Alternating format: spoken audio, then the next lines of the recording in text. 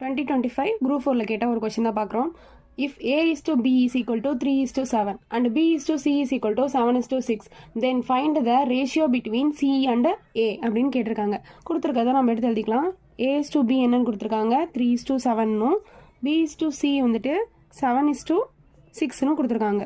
இப்போ என்ன ஃபைன் பண்ண சொல்லி கேட்டிருக்காங்க, C is to A என்னன்னு ஃபைன் பண்ண சொல்லி கேட்டிருக்காங்க. இப்போ நம்ம இங்கே பார்த்தோம் அப்படின்னா A is to B is to C first இது மாதிரி எடுத்து எழுதிட்டு அதுக்கப்புறம் தான் அதை கண்டுபிடிக்கணும். 3 7 வருமா, இவனுக்கு 7 6ன்னு வருமா. இப்போது B வந்து ரெண்டுக்குமே காமன் அப்படிங்கும்போது நான் டேரெக்டாக இதே எடுத்து இங்கே எழுதிக்கலாம். இப்போ ஒரு வேளை இது மாறி இருந்தால் தான் ஸ்டெப்ஸ் மாறும்.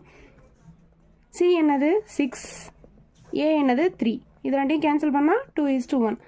நம்ம இந்த இடத்துல நல்லா நோட் பண்ணி பார்க்கணும். C is to A கேட்டிருக்காங்களா, A is to C கேட்டிருக்காங்களா. ஏன் ஆப்ஷனில் குழப்பி கொடுத்துருக்காங்க. 2:1ம் இருக்குது, 1:2வும் இருக்குது. நான் 1:2ன்னு தெரியாமல் போட்டுறக்கூடாது, அதனால்